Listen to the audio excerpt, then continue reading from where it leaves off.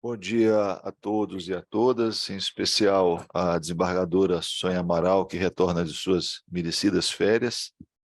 Bom dia, desembargador Sebastião Desembargador. Ventura, Maria Luísa, senhores advogados, servidores. Declaro aberta a sessão e indago aos senhores desembargadores se há alguma referência, algum registro em relação às atas anteriores. Da minha parte, aprovado, senhor presidente. Posso considerar aprovada. Pois bem, de fato, nós, alertados pelo senhor advogado, doutor José dos Santos Ferreira Sobrinho, nós constatamos que no terceiro processo de pauta, que é o habeas corpus 081-1178, dígito 54, efetivamente, o desembargador Sebastião Bonfim participou no início da instrução do feito, quando ainda era titulada a 7ª Vara Criminal, Priscas Eras. Em função deste fato, há necessariamente o seu impedimento. Por sua vez, o artigo 53 do Regimento Interno do Tribunal de Justiça, ele estabelece que, no parágrafo 2º, estabelece que, quando houver o impedimento ou a suspeição do desembargador integrante da Câmara, nessa oportunidade será de imediato realizado o sorteio dentre os membros das demais câmaras, preferencialmente da mesma especialidade, para que participe da sessão. Aqui, não obstante o regimento interno faça referência ao mesmo dia, naturalmente, diante das dificuldades de convocação do colega nesta oportunidade, nós iremos fazer da seguinte forma: iremos fazer o sorteio hoje, porém, a convocação ficará para a sessão do dia 10, tá bom? Eu pediria à senhora procuradora e ao senhor advogado que conferisse o nome de todos os demais membros das câmaras criminais, para que não haja nenhum.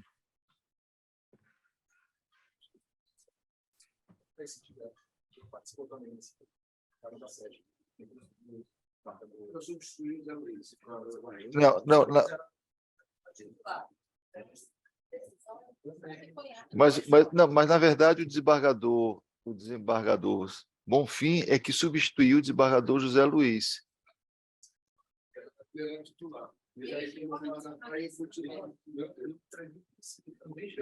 Vamos já verificar. Eu queria que o senhor checasse os nomes, por favor, doutor. Caso constado em ata, tá?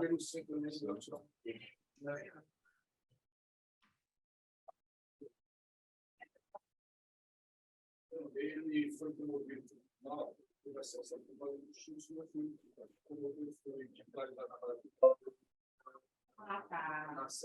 mas eu acho que não, porque, na verdade, o senhor, inclusive, que decretou a prisão dele.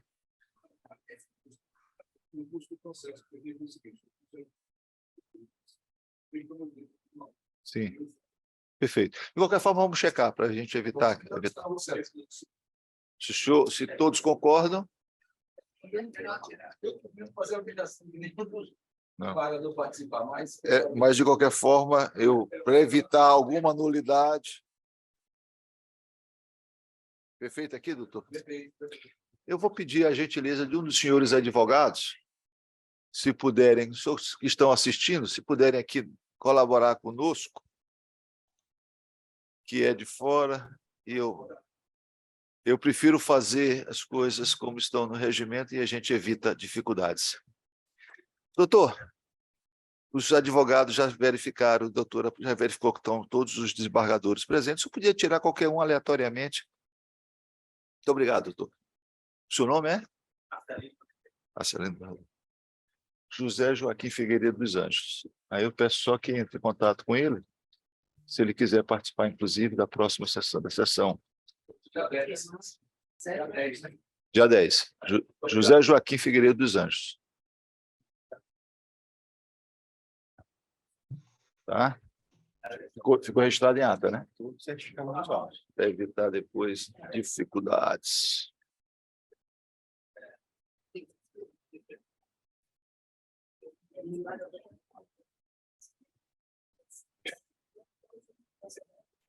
Sim,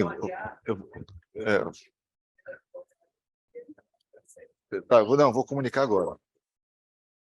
Por outro lado, quero comunicar também aos presentes que todos os processos de relatoria da desembargadora Sônia Amaral, que está retornando de férias hoje, efetivamente de férias hoje, eles serão retirados de pauta. Houve ali um equívoco da secretaria que os incluiu na pauta, mas, na verdade, todos eles ficam adiados para o dia 10 de julho, que é a próxima segunda-feira. Nós pedimos as nossas escusas, mas, efetivamente, até pela questão de responsabilidade da própria desembargadora, ela precisa reexaminar todos os processos e eles estarão, então, serão pautados, estarão adiados automaticamente para o próximo dia 10. É o processo que está na pauta número 4, 5, 6, 7, 8 e 9. E o 2, exato. Obrigado, doutora. Tá? E o 2. Então, repetindo, 2, 4, 5, 6, 7, 8 e 9. Tá? Já alertando os senhores advogados, de sorte que na próximo dia 10 nós estaremos, todos eles estarão na pauta. Bem, São Luís é sempre mais ventilado, o senhor vai... pois é, então essa é a parte boa. Pegou o nome? Marcelinho? Pegou o nome dele, né?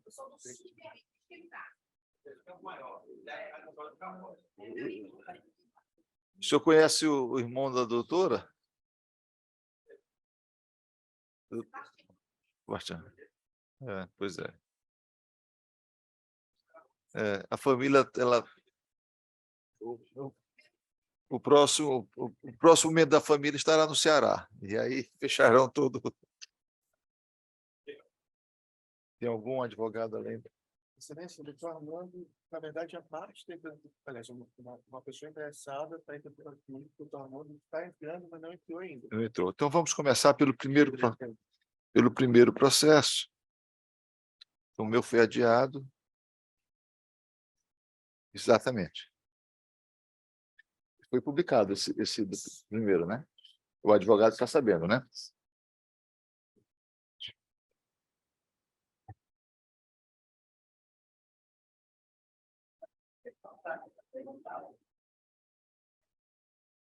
É que como teve como teve 2 pedidos de vista, mas que não foi na sessão seguinte, foi publicado na pauta.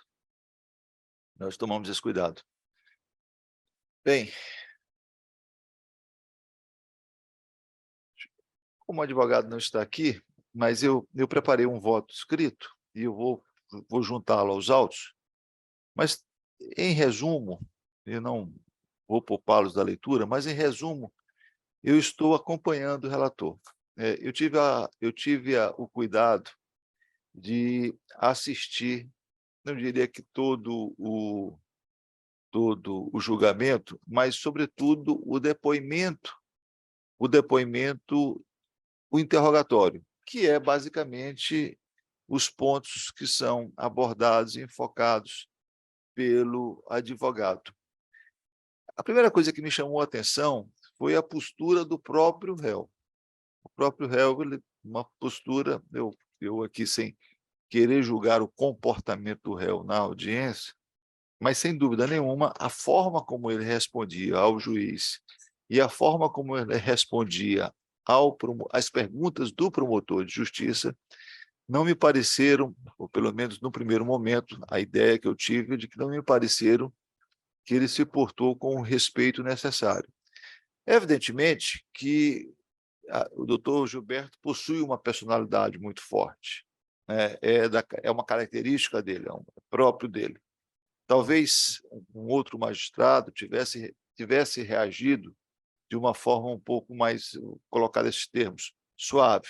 Mas não me parece que, mesmo da forma como ele reagiu, ele tenha, de alguma maneira, ultrapassado os limites da urbanidade ou o que é mais importante, ultrapassado a sua própria parcialidade. Ele apenas foi muito enfático pela demandando que o interrogando respondesse às perguntas que lhe eram feitas ou, se preferisse, pudesse até ficar calado.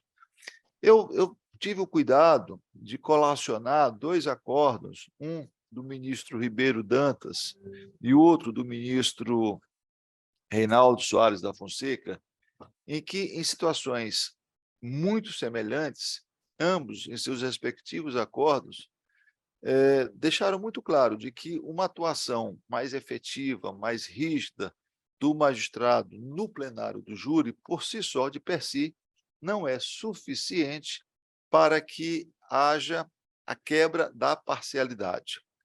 Por fim, também alegou a defesa que teria havido a violação do artigo 474, parágrafo 2º do CPP, que estabelece que as perguntas feitas pelos jurados, elas devem ser realizadas por intermédio do magistrado, não havendo a possibilidade, a princípio, de que essas perguntas fossem feitas diretamente. Ocorre que, no caso presente, e aí nos registros visuais constantes do ID 165-089-79 e 165-089-80, o juiz-presidente, o doutor Gilberto, antes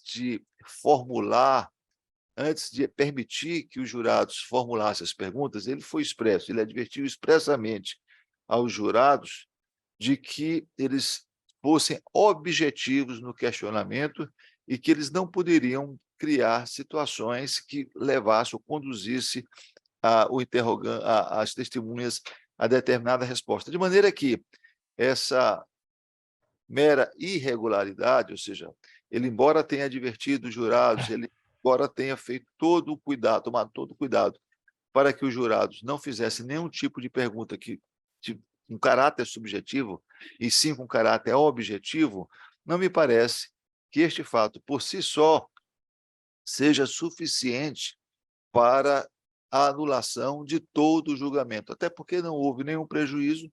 Basicamente, seria uma pergunta que seria reproduzida pelo próprio magistrado, de maneira que aqui me parece que a decisão da relatoria é absolutamente correta. E, por fim, há que se registrar que a ata do julgamento ela não registra nenhuma irregularidade, ou seja, o magistrado, não há notícias de que o magistrado, e aí a própria gravação, não há notícias de que o magistrado tenha se recusado a fazer consignar alguma observação em ata, não há essa notícia, de maneira que, sem mais delongas, eu estou aqui rejeitando as preliminares de nulidade do julgamento do Tribunal do Júri, no mérito, adotando integralmente o voto do relator. É como voto. E indago a desembargadora Sônia Amaral como vota Vossa Excelência. O senhor resumiu bem, desembargador Gervásio, o que de fato nos preocupávamos.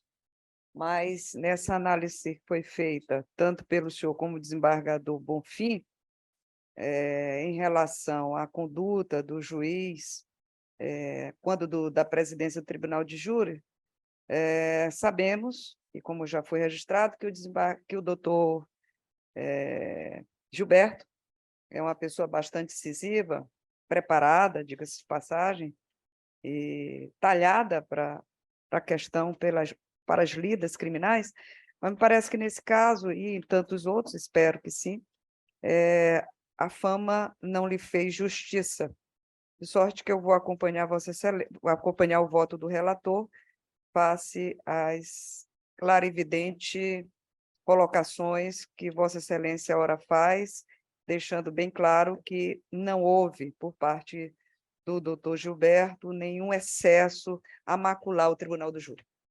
Obrigado, doutora Sônia. Assim, a terceira Câmara Criminal, por unanimidade, de acordo com o parecer da Procuradoria-Geral de Justiça, conhece, mas nega provimento à apelação interposta pela defesa nos termos do voto do relator. O próximo processo, pela ordem de me parece que é o 10º. 10º processo, que é a apelação criminal número 085-4280, dígito 94, de relatoria do desembargador Sebastião Bonfim, a quem passo a palavra. Haverá sustentação, viu, doutor?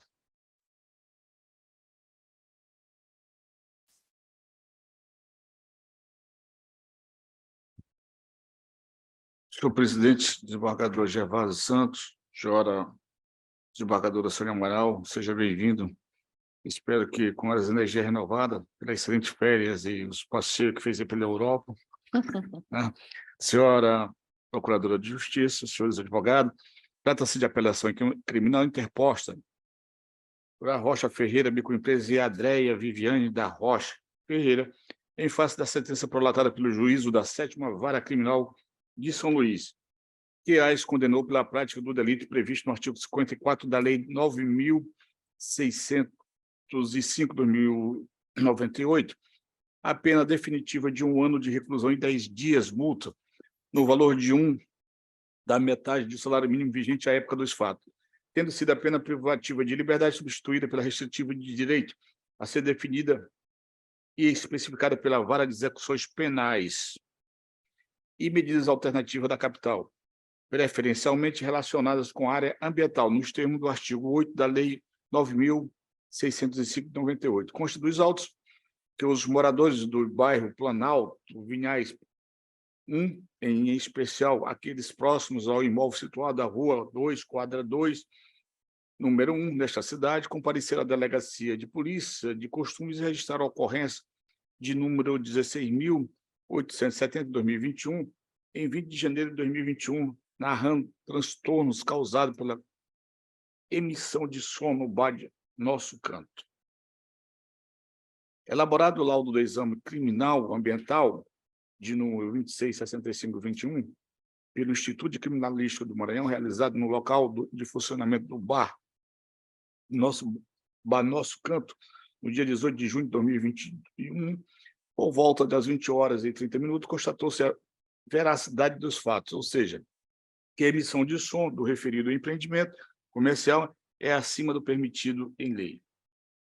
Em suas razões recusáveis, os apelantes requerem a nulidade da sentença, pela ausência de fundamentação sobre a prova pericial, eis que supostamente havia vício na calibração do sonômetro, e a perícia não seguiu ao procedimento contido na NBR número 10.151/2019, pelo emprego de conceito jurídico indeterminado, presunção de veracidade em relação à prova pericial, sem explicar os motivos concretos de sua incidência no caso, pela ausência de fundamentação da sentença sobre a tese de atipicidade da conduta. No mérito, pugnam pela absolvição em razão da ausência da materialidade delitiva e atipicidade da conduta, pois não houve submissão da conduta do tipo penal em apreço, nem se pode dizer que a conduta supostamente praticada pelas apelantes de fato causou ou poderia causar danos à saúde humana.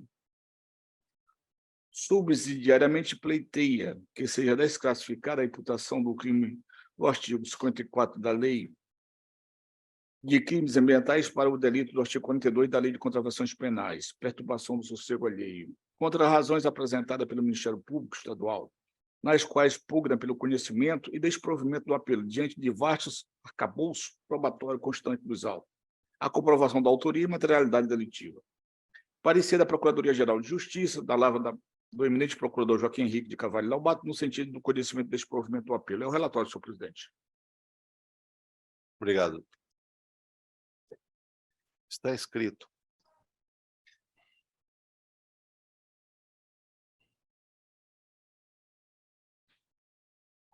Deixa eu só conferir aqui uma coisa. É detenção, né? Não. Doutor, eu concedo a palavra à defesa pelo prazo de até 15 minutos, pedindo ao senhor advogado que consigne o seu nome e a sua OAB para fins de registro. Primeiramente, bom dia a todos. Meu nome é Armando Cerejo, OAB-MA 6921, e falamos pelos dois apelantes.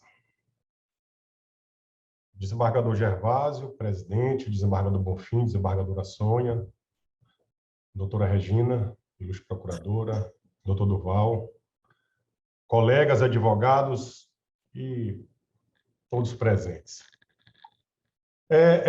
A questão aqui, desembargador Gervásio, é uma acusação, né, que teve início lá atrás de crime ambiental, desembargadora Sônia, pela suposta poluição ambiental, poluição sonora.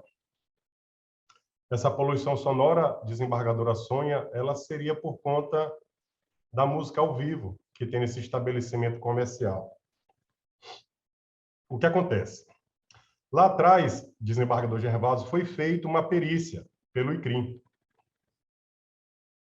E nessa época, quando teve a denúncia, era outro escritório, desembargadora Sônia, que estava patrocinando a defesa das apelantes. E aí o que aconteceu?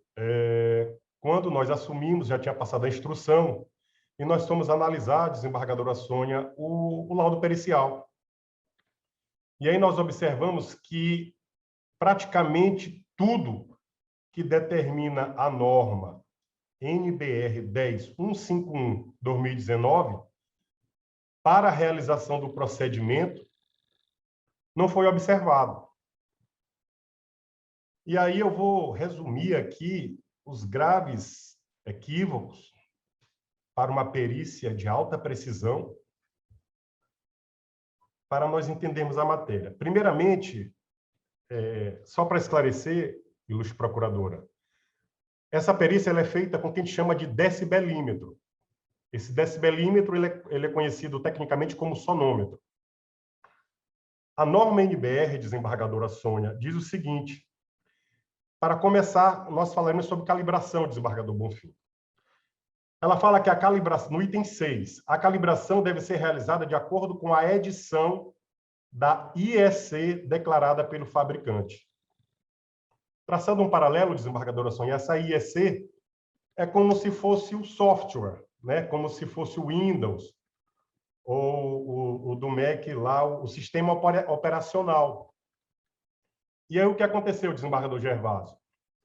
Esse aparelho, que foi descrito pela perita, olhando, é o Instruterm DEC 5050, olhando o manual dele, desembargadora Sônia, o IEC dele, que deve ser aplicado nele, é o 61672-1/2002, porque ele é um sonômetro atual, ele já é depois de 2002.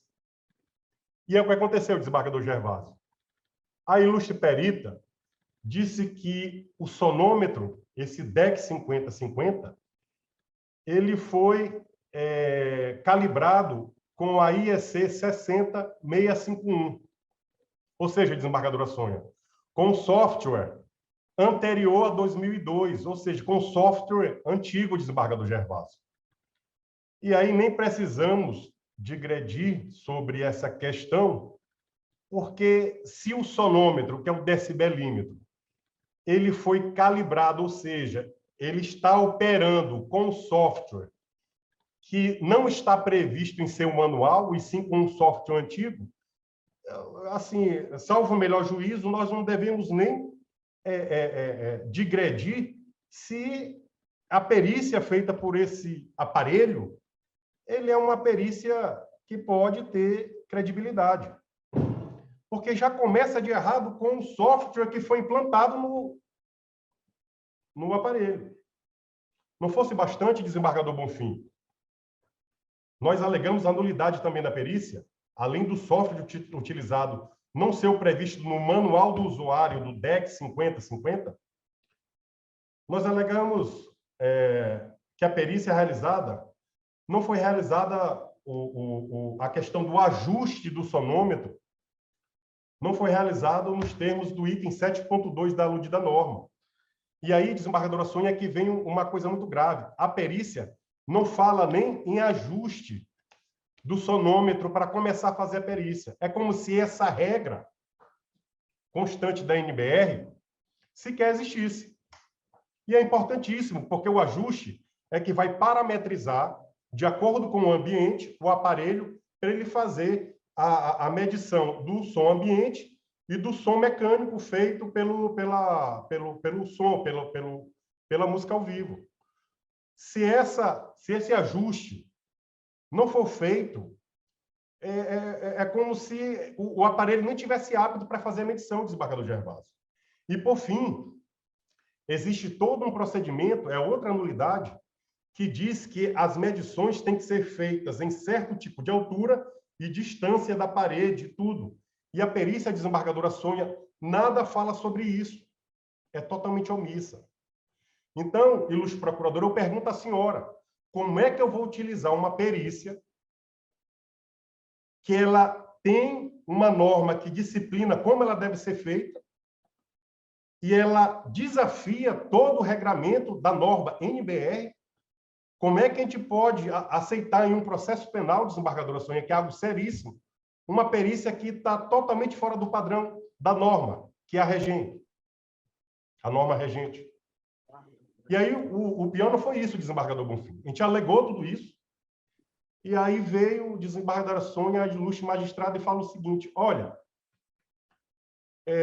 eu não vou analisar essa tese trazida pela defesa, porque eu entendo, eu não vou analisar essas preliminares, porque eu entendo que essas alegações deveriam ter sido feitas lá na resposta à acusação.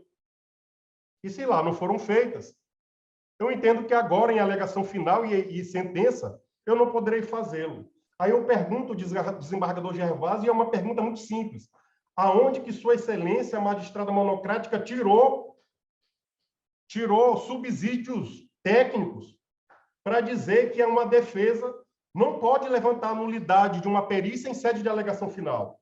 Aonde, desembargadora Sônia, que tem isso no Código de Processo Penal? O que eu aprendi, e que todos nós sabemos, que a alegação final é o momento da defesa levantar toda a matéria de defesa. E a defesa fez isso. Nós levantamos, desembargador Bonfim, e demonstramos por A mais B que esse laudo pericial é totalmente inapto. Ele é incapaz de ser utilizado pelo Poder Judiciário como prova em processo penal. E a eminente magistrada pega e fala: não, eu não vou utilizar. E está bem aqui, deixa eu só... É pequeno.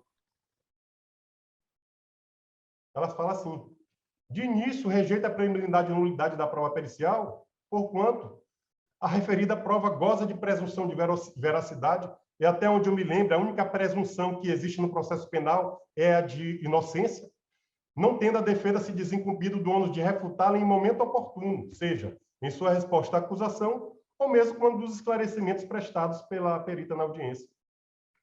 Ou seja, o argumento jurídico utilizado por Sua Excelência a magistrada monocrática não encontra qualquer guarida no processo penal.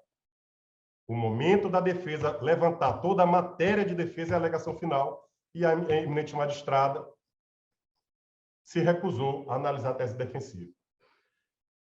E por isso, Excelência, e aí é que está uma sugestão da defesa. A gente tem acompanhado aí processos penais ao longo de quase 25 anos, e o que a gente tem observado, desembargadora Sônia?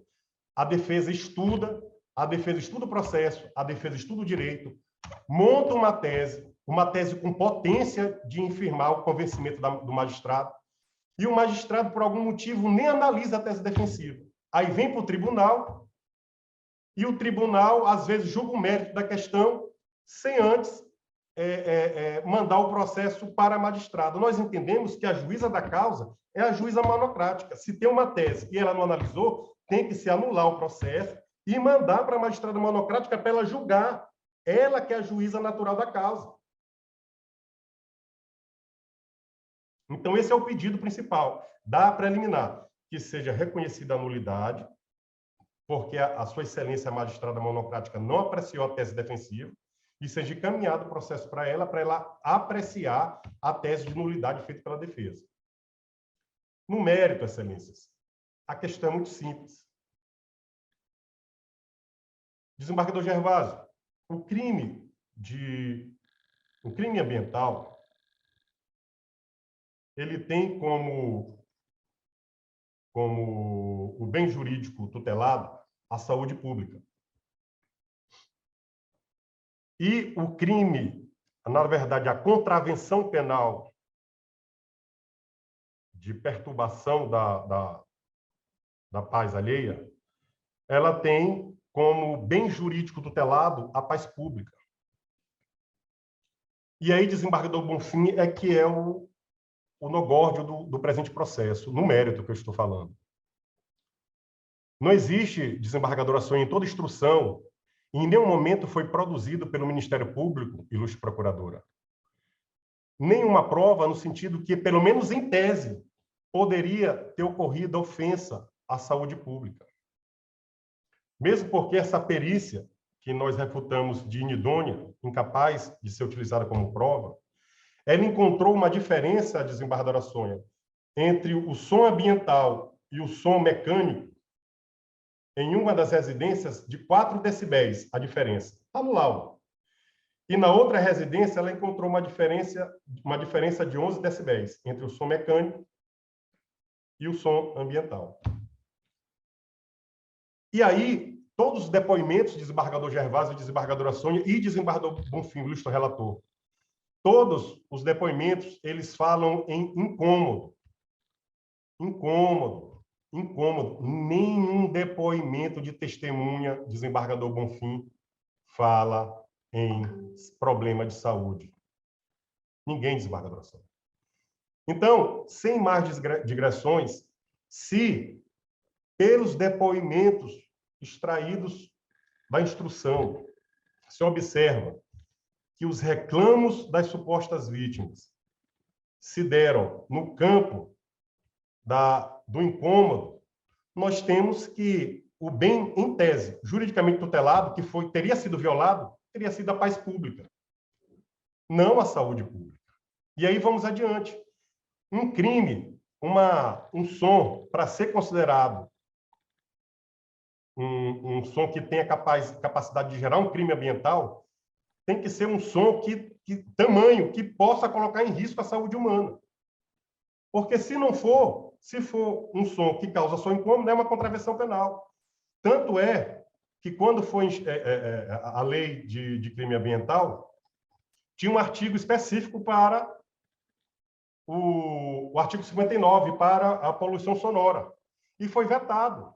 A razão do veto é justamente esse, que tendo em vista que a redação do dispositivo tipifica penalmente a produção de sons, ruídos ou vibrações em desacordo com as normas legais ou regulamentares, não a perturbação da tranquilidade ambiental provocada por poluição sonora, além de prever penalidade em desacordo com a dosometria penal vigente. Ele fala o seguinte, que já existe o artigo 42 da Lei de Contravenções Penais, que encampa, que tutela a referida conduta, por isso que foi vetado.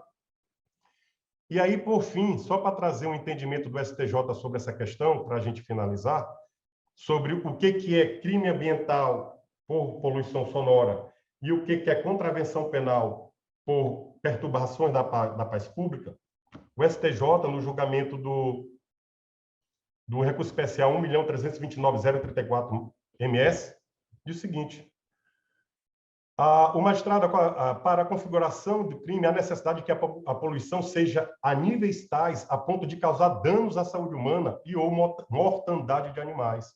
Ou seja, não se trata de pura e simples poluição, mas aquela com significativo impacto ao desequilíbrio da ecologia ambiental humana, urbana e social, residindo aqui a diferenciação entre os artigos 54 e 59 daquela lei. O tipo penal previsto no artigo 54 exige que a poluição produzida seja suficiente para causar ou poder causar danos à saúde humana ou ambiental. Na hipótese em que pese o laudo folha 105, 109, constar que o ruído da música no local tenha ultrapassado em 19 decibéis o limite permitido pela legislação, não há elementos que indiquem que o tempo da exposição for suficiente para produzir ou poder produzir danos à saúde. A jurisprudência também da terceira seção, que é a unificação da quinta e sexta turma, RESP 1.417, fala o seguinte: o delito previsto na primeira parte do artigo 50 possui natureza formal, sendo suficiente a potencialidade de dano à saúde humana para a configuração da conduta delitiva, não se exigindo, portanto, a realização de perícia. Aí complementa: nas circunstâncias dos autos, as instâncias de origem não reconheceram sequer a potencialidade do risco de dano à saúde humana. Doutor Armando, seu tempo encerrou. Eu lhe concedo mais 30 segundos para concluir o seu Tá raciocínio. bom, tá bom. Então, acho que já está suficiente, desembargadora Sônia, desembargador Bonfim, desembargador Gervásio, por essas questões trazidas perante vossas excelências. A defesa requer, primeiro, o conhecimento do recurso de apelação, o acolhimento da preliminar e, alternativamente, no mérito, a absolvição por inexistência de crime ambiental e, alternativamente, a desclassificação, né? Na verdade, a classificação correta, que era para a questão da Agradeço, contravenção. agradeço, Obrigado. doutor Armando. Como se manifesta a Procuradoria-Geral de Justiça? Senhores desembargadores, ilustre advogado, doutor Armando Cerejo, advogados presentes, serventuários da Justiça. Bom, em suas razões recursais, a defesa alega preliminarmente a nulidade da sentença pela ausência de fundamentação da prova pericial, eis que supostamente havia vício na calibração do sonômetro e que a perícia não obedeceu ao procedimento contido na NBR 10.151/2019. Sobre esses fatos, diz que a sentença não enfrentou os argumentos da defesa, bem como pelo emprego de conceito jurídico indeterminado, presunção de veracidade em relação à prova pericial, sem explicar o motivo concreto de sua incidência no caso, requerendo assim a nulidade da sentença. No entanto, conforme consta dos autos, as alegações preliminares foram teses levantadas em sede de embargos de declaração, os quais foram devidamente analisadas pelo juiz Aquó. Bom, sobre o que falou o advogado aqui presente, no trecho do que falou o juiz, ele fala aqui, no decisum dele, que de início não há se falar em omissão quanto à preliminar de nulidade de prova pericial suscitada, porquanto a sentença vergastada se manifestou expressamente sobre tal pleito, não acolhendo porquanto considerou que a referida prova goza de presunção de veracidade, não tendo a defesa se desincumbido do ônus de refutá-la em momento oportuno, seja em sua resposta à acusação, ou mesmo quando dos esclarecimentos prestados pela perita em audiência. O juiz disse isso em sede de embargos de declaração, tá? E continuou aqui. Ele diz, do mesmo modo, não houve omissão quanto ao zoneamento considerado para fins de aferição dos limites de pressão sonora, porquanto o deciso supracitado foi claro ao considerar a área de localização do bar Nosso Canto como mista e predominantemente residencial, ao dispor que, conforme a tabela 3 da NBR 10.151, o limite de nível de pressão sonora para a área mista predominantemente residencial é de 50 decibéis para o período da noite. Ademais, senhores, vale destacar que o Código de Processo Penal adotou o princípio do pars de nullité sans griffe, onde nenhum ato será declarado nulo se dele não resultar comprovado para o réu a teor do artigo 563 do mencionado diploma legal. Assim sendo, a alegação genérica da ocorrência de nulidade sem a demonstração do efetivo dano à defesa não é capaz de acarretar a nulidade do processo. Portanto, superada esta preliminar, insta a destacar que, sem razão o apelante, quando alega a ausência de provas coesas e robustas, capazes de lastrear a sentença penal condenatória, pois os elementos de convicção colhidos durante a instrução criminal demonstram de forma incontestável que o acusado praticou, sim, a conduta descrita na denúncia. Após uma análise acurada dos presentes autos, é possível depreender que existem provas suficientes e aptas a ensejar o édito condenatório. A materialidade delitiva encontra-se comprovada no inquérito policial, no laudo de exame de constatação de poluição sonora, laudo que foi emitido pelo Instituto de Criminalística, e ainda, por sua vez, a autoria criminal restou também demonstrada por meio das declarações das testemunhas que depuseram no processo. Em caso, as provas dos autos demonstram à saciedade que o acusado, ora apelante, praticou o crime previsto no artigo 54 caput da Lei 9.605/98, daí porque não pode prosperar a tese de atipicidade da conduta ou também sequer de desclassificação operada. Sabe-se que, em razão das consequências maléficas da poluição sonora sobre o organismo humano e da enorme difusão indiscriminada das fontes causadoras desta poluição na atualidade, a mesma passou a ser considerada como crime ambiental nos termos do dispositivo acima mencionado. No entanto, senhores, necessário ressaltar que o enquadramento da poluição sonora como crime ambiental encontra-se diretamente relacionada com a intensidade do ruído produzido pela fonte emissora, haja vista que o som emitido deve causar ou ter a real possibilidade de causar esse dano à saúde humana. Portanto, a conduta criminosa caracteriza-se com a simples potencialidade do dano, sendo totalmente desnecessária para a sua tipificação a realização do resultado naturalístico danoso.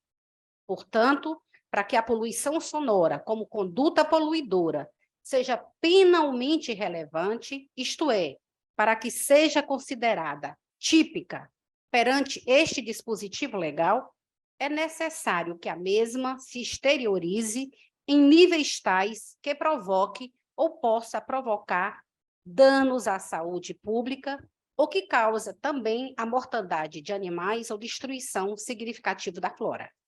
Com efeito, embora o delito analisado seja formal, não necessitando da prova do efetivo dano à saúde pública, o mesmo não pode prescindir da realização da prova pericial que ateste, no mínimo, essa real possibilidade da emissão do ruído que possa causar este dano. Observe-se que o delito em questão é uma norma penal em branco, cujas informações técnicas que permite o juízo acerca da possibilidade do índice de ruídos emitidos causarem danos à saúde encontram-se previstas na própria legislação específica. Nessa esteira, a Lei Estadual 5.715, que é a Lei do Silêncio, regulamenta no âmbito do Estado do Maranhão os níveis máximos de som que podem ser emitidos pela fonte poluidora sem que cause prejuízo à saúde. Ressalte-se que, de acordo com a tabela 1, anexada à referida lei, o nível de som produzida no período noturno em áreas residenciais encontra-se limitado ao índice de 45 decibéis e no período diurno ao índice de 55 decibéis, os quais foram totalmente inobservados pelo apelante no caso ora analisado. O laudo pericial anexado comprova a infração penal atribuída à acusada, vez que o som utilizado no bar de sua propriedade emitia um nível de pressão sonora superior ao permitido na legislação que regulamenta a matéria. Desse modo, não resta dúvida de que a apelante praticou, sim, o crime ambiental previsto no artigo 54 da Lei 9.605/98, vez que era responsável pelo equipamento de som que se encontrava no seu estabelecimento comercial, denominado Bar do Canto, e no momento emitia som em volume superior ao permitido em lei. Quanto à alegação de ser atípica a conduta descrita na inicial acusatória, por não configurar crime de poluição sonora, mas sim mera contravenção penal, importante observar que o delito do artigo 54 da Lei 9.605/98 e a contravenção do artigo 42 da Lei 3.688/41, ambas referentes à poluição sonora, diferem-se apenas pelo nível da poluição causada, já que o primeiro pode resultar danos à saúde pública, enquanto que a segunda limita-se única e exclusivamente a tirar o sossego da população. Como visto, restando comprovado nos autos, através de perícia técnica, que o nível do ruído produzido tinha potencialidade suficiente de provocar dano à saúde das pessoas, tal resultado é determinante para se estabelecer a responsabilidade do apelado, do apelante, dos apelantes, são dois aqui, dos moldes do artigo 54 da Lei 9.605. Ante o exposto, opina esta Procuradoria de Justiça Criminal pelo conhecimento e desprovimento da apelação para que seja mantida intacta a sentença de base. É o parecer, excelências. Agradeço, doutora Maria Luísa. Retorno a palavra ao relator. Senhor presidente, senhora desembargadora Sônia Moral, senhora procuradora de justiça, senhor advogado, preenchidos os requisitos de admissibilidade, conheço do recurso interposto. Havendo preliminar no bojo do presente apelo, passo a análise. Preliminar de nulidade da sentença.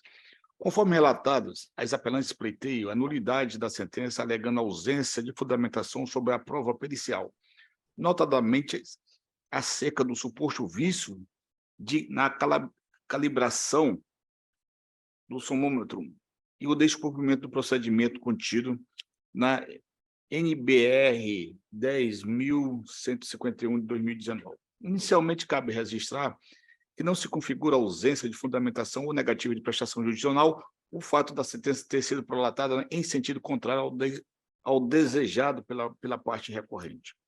A magistrada sentenciante assim consignou. De início, rejeita a preliminar de nulidade da prova pericial, porquanto a referida prova goza de presunção de veracidade, não tendo a defesa se desincumbido do ônus de refutá-la em momento oportuno, ou seja, em sua resposta à acusação, ou mesmo quando dos esclarecimentos prestados pela perita em audiência. Tampouco a defesa elaborou quesitos para fins de obtenção de laudo complementar, ou se utilizou da nomeação de assistente técnico no modo do artigo 159, parágrafo 5º do Código de Processo Penal, com fito de refutar as informações constantes do referido laudo. Assim, não obstante o alegado pela defesa, a sentença afasta claramente a tese de nulidade da perícia realizada, destacando que não se desincumbindo os apelantes de demonstrar a inviabilidade do laudo, deve prevalecer a sua presunção de veracidade. É dizer, para afirmar na presunção de veracidade de que goza a perícia oficial, é necessário a efetiva demonstração dos vícios nela contido, ônus do qual não se desincumbiu a parte recorrente que, como anotado pela magistrada sentenciante, sequer impugnou o ato no tempo oportuno ou requereu a nomeação de um assistente técnico, tendo impugnado o resultado com meros argumentos, desprovido de comprovação. Depende-se, ademais, que é inconformada a parte apelante, pôs embargo da declaração que não foram acolhidos, uma vez que ausente de omissão. Deste modo, restando fundamentado o indeferimento do pedido de reconhecimento dos vícios da prova técnica, rejeito a preliminar levantada, submetendo a votação aos ilustres pares. Senhor relator, eu acompanhei o seu voto, inclusive aqui que já está lançado no sistema, e acompanhei também a manifestação, tanto do Ministério Público quanto da Defesa. Só um esclarecimento, a perita, ela foi ouvida em juízo. Foi ouvida em juízo. Ela foi ouvida no juízo. Foi. Né? Ela foi ouvida em juízo e confirmou todos os... a rigidez do trabalho aqui realizado, se eu não estou enganado. Sim, sim. Só que o senhor confirmasse isso. Sim. Efetivamente, ocorreu. Eu acompanho Vossa Excelência neste particular. Eu também teria uma dúvida a tirar, e desta feita ao senhor advogado. Doutor, o senhor disse no início da sua defesa, me parece, me corrija se eu estiver errado, que o senhor não acompanhou esse processo desde o início, não é isso? Isso. Quando da perícia o senhor se fez acompanhar, o senhor já era advogado constituído? Não. Desembargador Sônia, desembargador Gevar, só esclarecer uma coisa para Vossas Excelências. Esclarecimento de fato, doutor. De fato. Questão de fato. O que acontece? Essa perícia, desembargadora Sônia, foi feita no inquérito, teve a instrução e as apeladas... Mas a minha pergunta De é fato, se o doutor. senhor estava Não, O advogado constituído à época da audiência em que se ouviu a perita. não. Não, E a defesa tá. anterior deixou passar todas essas particularidades da Então, norma. tá bom, Ok, obrigado. ok. Obrigado, doutor. Era só isso que eu queria falar. Bem, sobre a preliminar, eu gostaria de fazer algumas colocações e adiantando que vou acompanhar Vossa Excelência, mas eu acho interessante fazer algumas colocações, porque me parece que toda a questão gira em torno dessa nulidade ou não dessa perícia. E aqui eu vou me valer do senso comum e de uma história comum. Eu tenho um Mac que eu comprei em 2014 e tenho profundo arrependimento. Por quê? Porque ele exige todo o tempo uma atualização de programa. Mas isso quer dizer que ele não funciona bem? Não, ele funciona para aquilo que se destina. Por que eu comprei o Mac? Por causa da segurança do Mac. Segurança antifraude. Ele tem, a exemplo do celular, ele é seguro para se combater eventuais hackeamentos, eventuais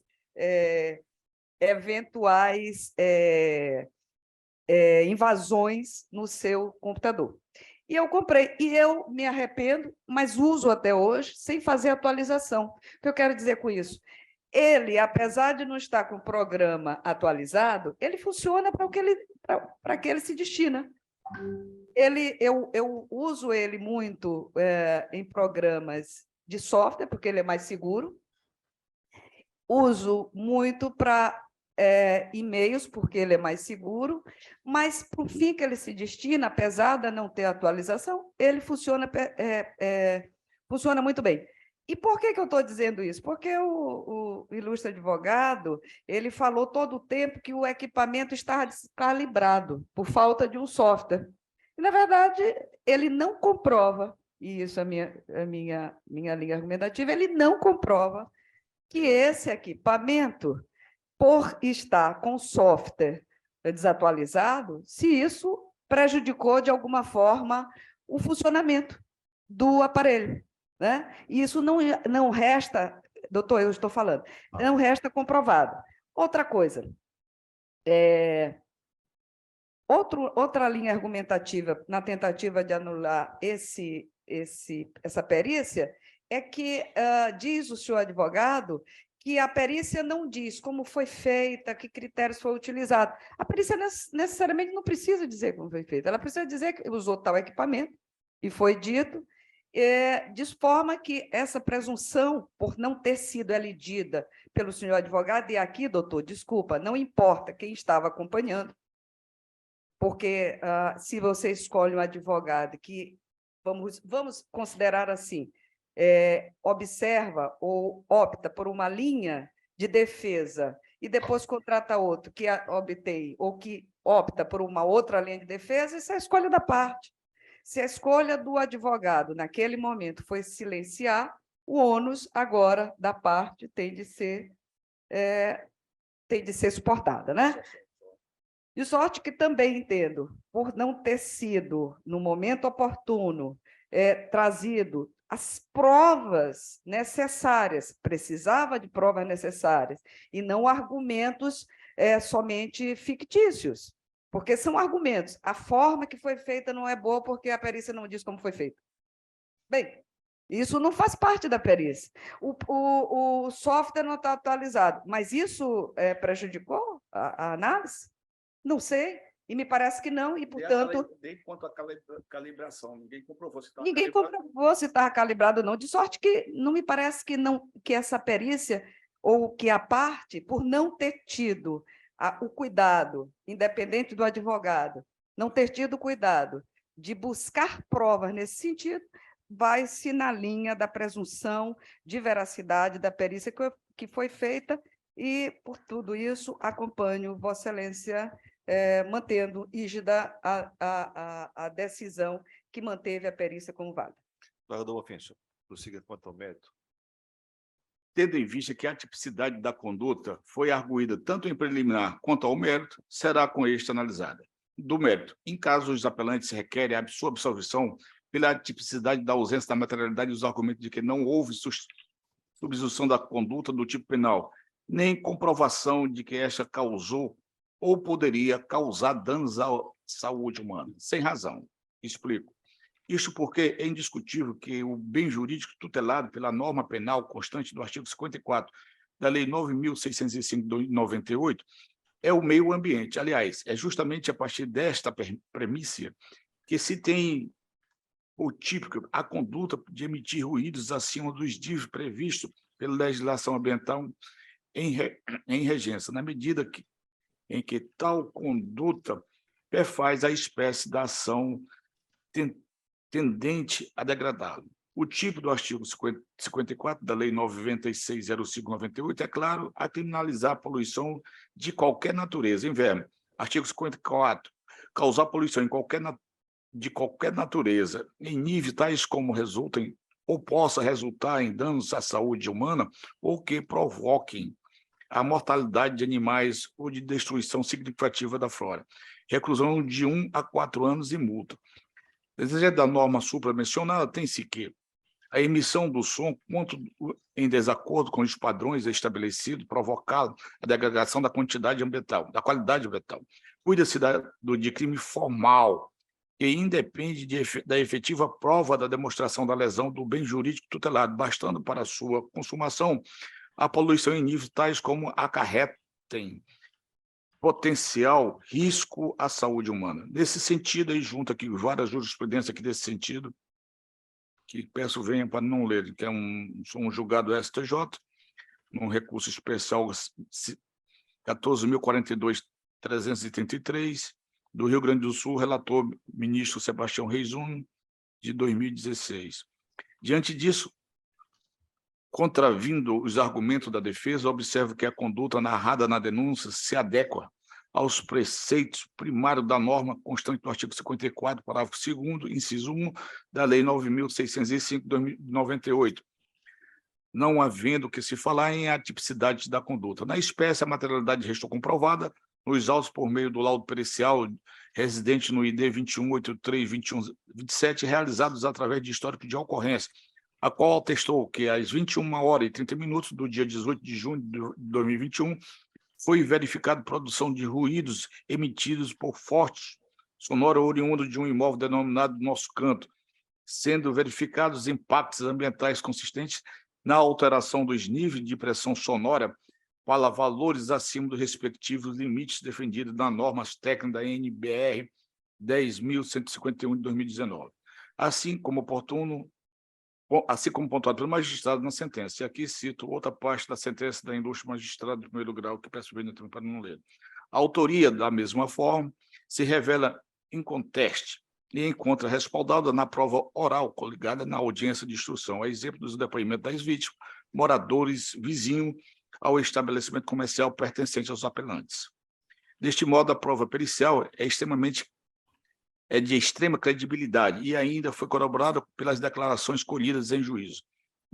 Nesse viés, não há de se falar em absolvição, tampouco em desclassificação para contravenção penal de perturbação ao sossego, na forma do artigo 42 do Decreto-Lei 3.688 de 41, já que, conforme atestado pelo laudo de exame criminal ambiental de número 26.665 de 2021, os ruídos produzidos continuamente no período noturno por fonte sonora oriunda do estabelecimento das apelantes ultrapassaram os limites permitidos, ou seja, acima de 50 decibéis para a localização mista e predominantemente residencial, conforme a tabela 3 da NBR 10.151, capaz de causar impactos ambientais e danos à saúde humana.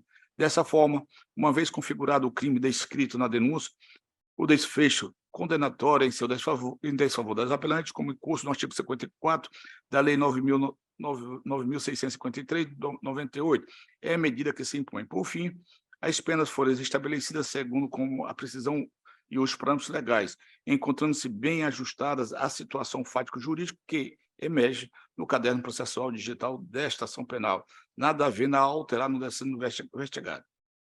Ante o exposto, de acordo com o parecer ministerial, conheço e nego provimento ao apelo para manter inalterada a sentença vergastada. É como voto, senhor presidente.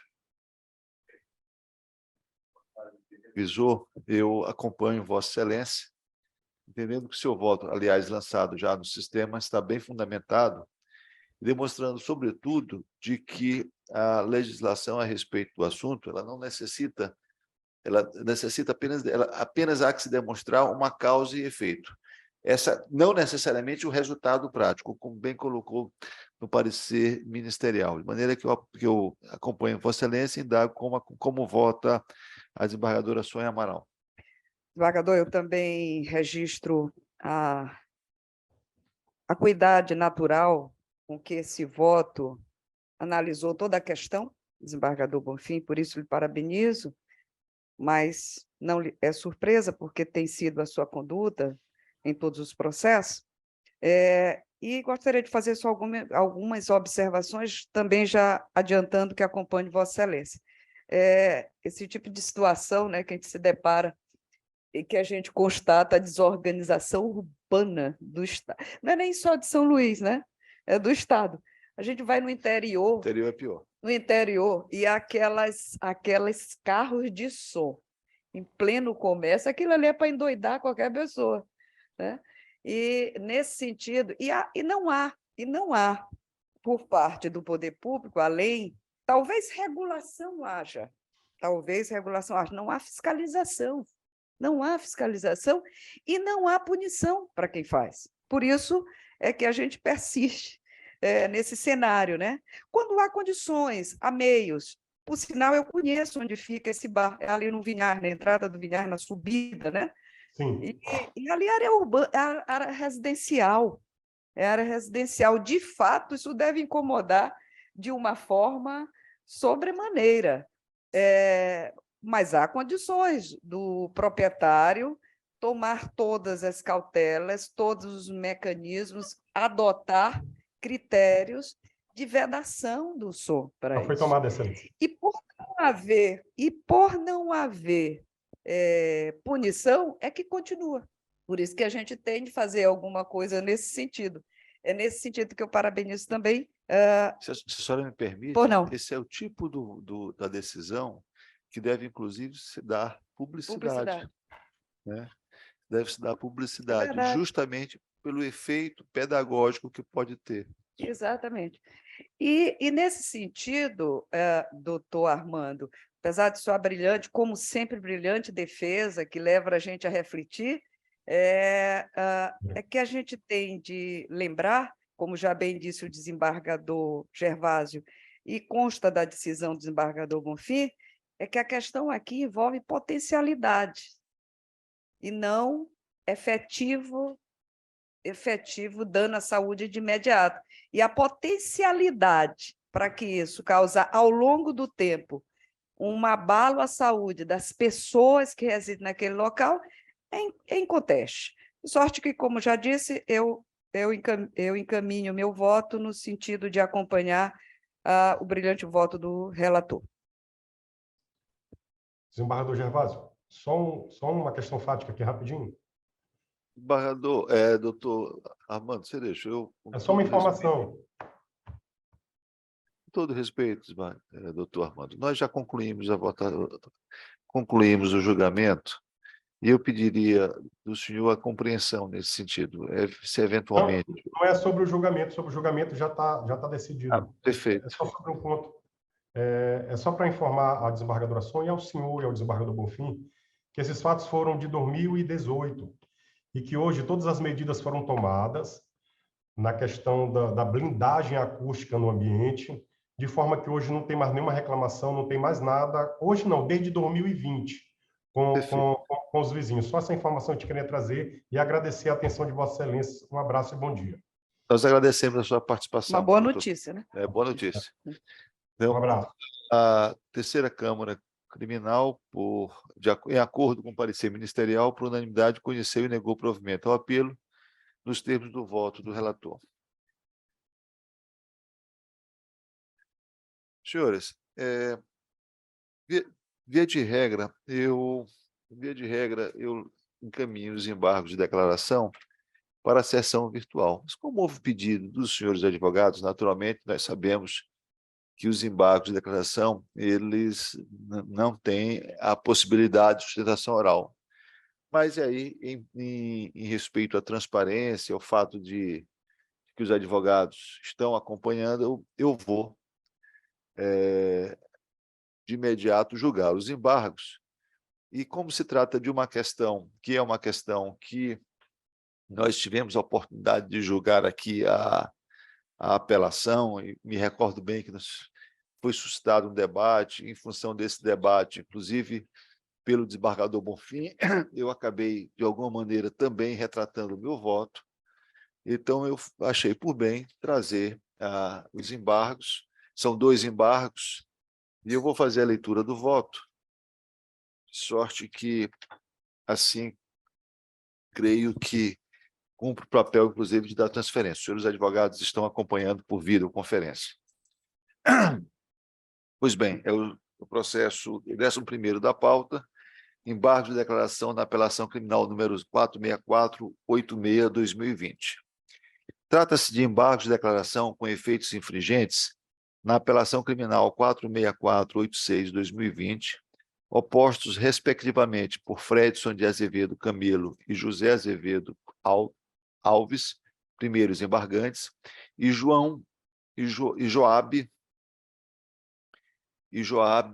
de Souza Ferreira, segundo embargante, ao acordo incluso no ID 257-53-230 desta terceira Câmara Criminal, que, por unanimidade, negou provimento ao apelo outrora manejado pelos primeiros recorrentes, ratificando, consequentemente, a sentença do juízo da 2ª Vara da Comarca de Buriticupu, Maranhão, que os condenou a pena de 6 anos de reclusão, além de 10 dias multa em regime semiaberto, pela prática do delito previsto no artigo 17, caput, da Lei 10.826/2003, a ser cumprida em regime semiaberto. Outro sim, deu parcial provimento à apelação em relação ao segundo recorrente, Joabe, desclassificando o crime de comércio ilegal de arma de fogo para posse irregular de arma de fogo, artigo 12 da Lei 10.826/03, e redimensionando a sanção penal, a sanção total imposta para 1 ano de detenção em regime aberto e 10 dias multa, em valor unitário, correspondente a 1/30 do salário mínimo vigente ao tempo do fato, substituindo a sanção privativa de liberdade por uma restritiva de direitos, a ser devidamente especificada pelo juízo da execução. Alegaram os primeiros embargantes a ocorrência de contradição no julgamento embargado, sustentando que os fundamentos utilizados para dar provimento parcial ao apelo interposto por Joabe de Souza Ferreira, segundo embargante, no sentido de desclassificar o crime de comércio ilegal de arma de fogo para posse irregular de arma de fogo, são os mesmos usados para manter as condenações de José Azevedo Alves e Fredson de Azevedo Camilo. Nesse sentido, aduziram que as armas de fogo foram encontradas em seus respectivos estabelecimentos comerciais na mesma operação policial em que fora apreendido o armamento no comércio do Correio Joabe Ferreira, que, em nenhuma das ocasiões, os objetos estavam expostos à venda e que também declararam nos autos que não comercializavam mais as armas, em notória similitude com o contexto fático, que desclassificou a conduta do co-investigado para porte de arma de fogo. Por fim, requerer o provimento do recurso, a fim de sanar as contradições presentes no acórdão, operando a desclassificação da conduta dos recorrentes, primeiro embargantes, para o delito previsto no artigo 12 da Lei 10.826/03. O segundo embargante, Joabe de Souza Ferreira, por sua vez, sustentou que o acórdão vergastado quedou-se inerte quanto ao pedido formulado pela defesa, no sentido de reconhecer a atipicidade da conduta quanto ao delito de posse ilegal de arma, na medida em que a arma encontrada em seu estabelecimento comercial estava desmuniciada e quebrada. Em suas contrarrazões, o parquet asseverou que inexiste omissão, ambiguidade, obscuridade ou contradição a serem reparadas pela presente via e que o recurso intenta rediscutir matéria já apreciada, declinando, portanto, pelo conhecimento e indeferimento dos presentes embargos. Posteriormente, os embargos Fredson de Azevedo Camelo e José Azevedo Alves aditaram os aclaratórios, apresentando questão de ordem referente à aplicação do artigo 580 do Código de Processo Penal, oportunidade em que aduziram a necessidade de expansão dos benefícios concedidos ao Correio Joab de Souza Ferreira, por se tratar de situação fática processual idêntica. Esse é o relatório e passo ao voto.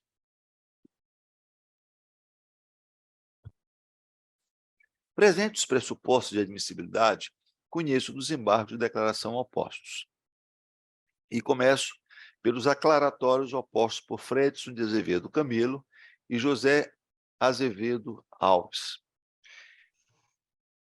Do exame da resignação dos embargantes, observa-se a alegação de contradição ante o não conhecimento em favor dos recorrentes, Fredson e José, dos mesmos argumentos utilizados para dar provimento parcial ao apelo interposto por Joab, segundo embargante, no sentido de desclassificar o crime de comércio ilegal de arma de fogo para posse irregular de arma de fogo.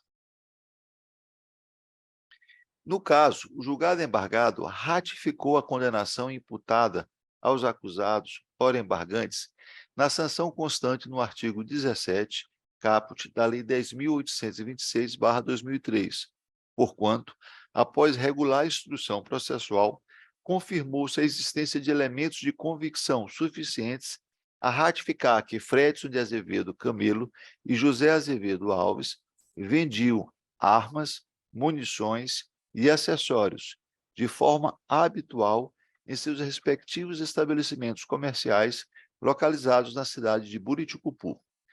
Diante desse cenário, inexiste a alegada contradição, tendo o Aresto objetado ao afastar as argumentações constantes das razões recursais dos ora embargantes, evidenciando de forma pormenorizada a distinção entre as condutas perpetradas por estes e aquela realizada pelo Correio Joab de Souza Ferreira.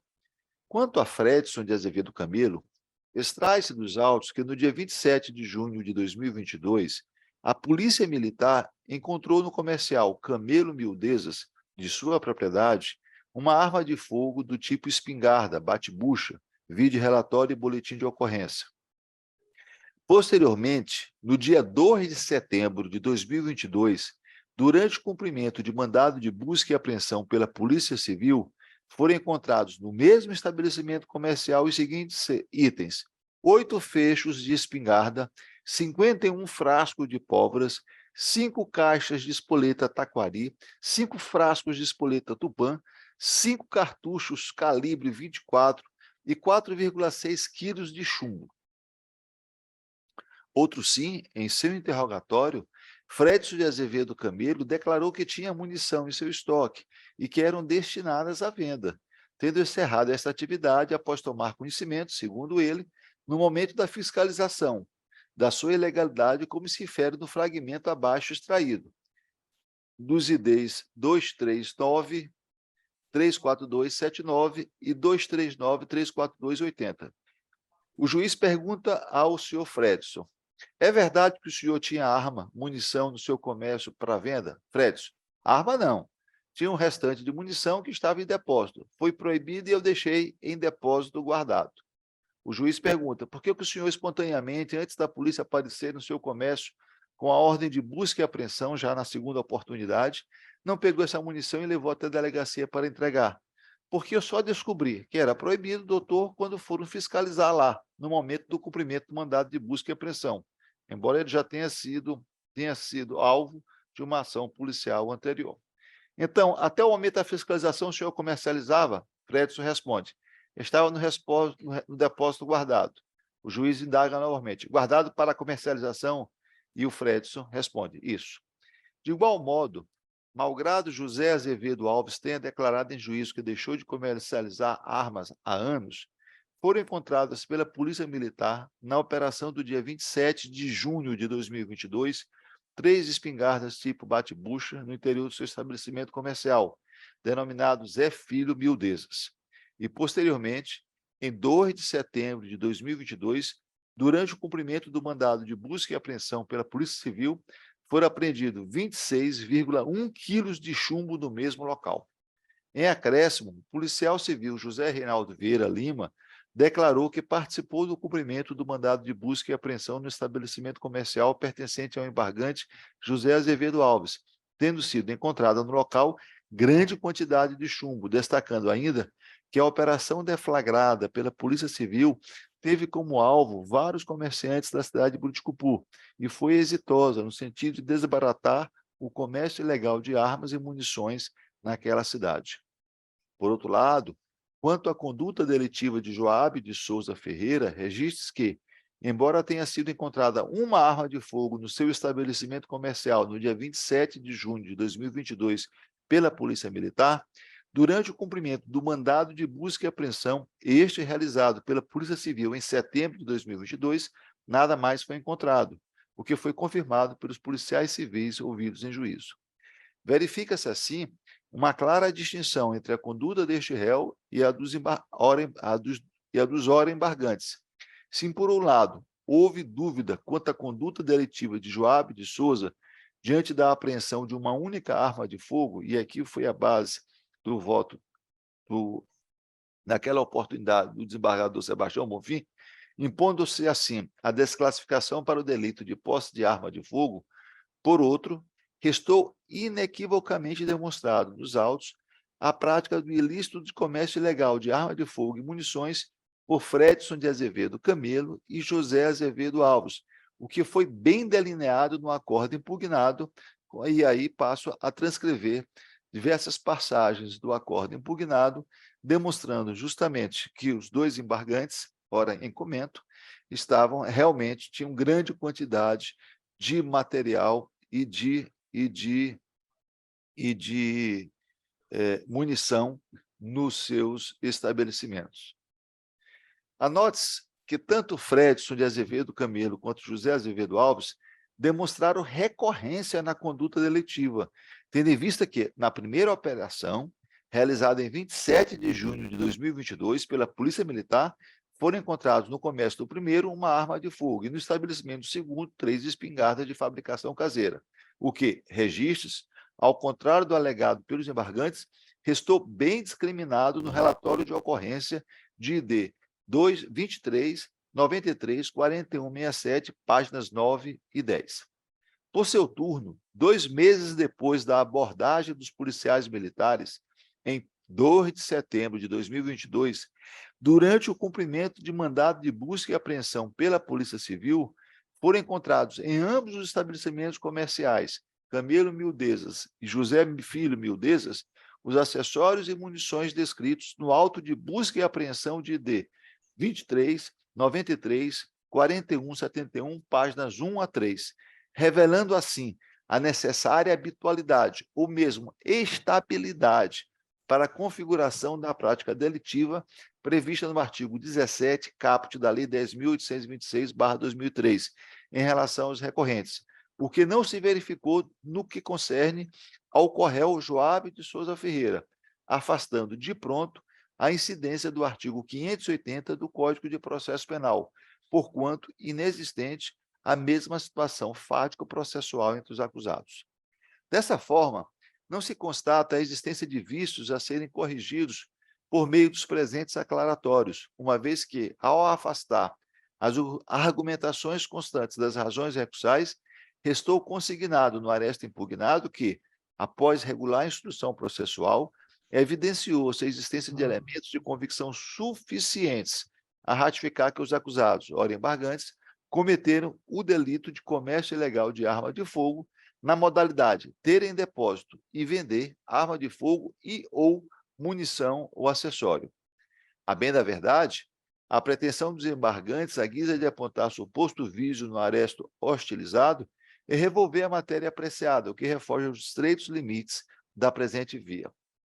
E aí trato a respeito de situações, trago à colação jurisprudência que demonstra esta impossibilidade. Assim, o mero inconformismo diante das conclusões contrárias às teses dos embargantes não autoriza o reexame do julgado pela via em apreço, inexistente as máculas suscitadas, a rejeição dos aclaratórios é medida que se impõe.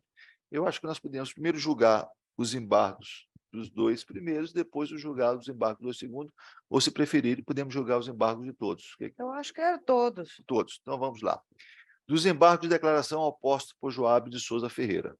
O segundo embargante, Joabe de Souza Ferreira, alegou a ocorrência de omissão no acórdão vergastado, por não ter analisado a tese de atipicidade da conduta em relação ao delito de posse ilegal de arma de fogo, sustentando, para tanto, que a espingarda encontrada pela Polícia Militar estava quebrada, desmuniciada e que não foram encontradas munições no seu comércio ou residência. Ocorre que, apesar das declarações do recorrente, não se constata a existência de vícios a serem corrigidos com os presentes aclaratórios, conforme se esclarece adiante. Na hipótese, o embargante fora condenado pela prática do delito esculpido no artigo 17, caput, da Lei 10.826/2003, ensejando a interposição de apelação criminal, na qual requereu o reconhecimento da atipicidade da conduta e da ocorrência de erro de proibição e, subsidiariamente, a desclassificação do delito de venda ilegal de arma de fogo para o crime de posse irregular de arma de fogo. Promovida a revisão dos autos, o apelo interposto foi conhecido e parcialmente provido para desclassificar o delito de comércio ilegal de arma de fogo para o crime previsto no artigo 12 da Lei 10.826/2003, entendendo esta terceira Câmara Criminal que a instrução não logrou êxito em amelhar provas aptas a respaldar um decreto condenatório em face do réu pela prática delitiva do comércio ilegal de arma de fogo, notadamente porque não restou demonstrada a execução do núcleo do tipo, qual seja a comercialização de arma, munição ou acessório. Nesse contexto, ainda que de forma sucinta, o acórdão vergastado abordou e afastou o argumento segundo o qual a arma apreendida estaria quebrada, culminando assim no reconhecimento de atipicidade da conduta em razão da ineficiência do artefato, como se depreende do fragmento abaixo transcrito. E aqui abro aspas. Malgrado o laudo de exame de armas de fogo de D 239-34167, páginas 14 e 19, ateste a eficiência de todos os artefatos encontrados para produzir disparos, inclusive aquele encontrado na Casa São Vicente, de propriedade do réu Joabe, não restou inequivocamente demonstrado que a conduta de Joabe de Souza Ferreira amolda-se ao comércio ilegal de arma de fogo. Outro sim, a objetada decisão reconheceu de forma irretorquível amoldar-se a conduta do embargante ao crime de porte ilegal de arma de fogo de uso permitido. Senão, vejamos, líteres. Lá do outro, as provas amealhadas indicam a prática de delito previsto no artigo 12 da Lei 10.826/03, o qual consiste em manter no interior da residência ou no local de trabalho a arma de fogo, sendo de rigor a desclassificação da conduta imputada ao recorrente na denúncia para o delito de posse irregular de arma de fogo de uso permitido. Anote-se, por oportuno, que sendo a posse ilegal de arma de fogo um delito de perigo abstrato, é irrelevante o fato da arma estar desmuniciada ou desmontada para a configuração do crime.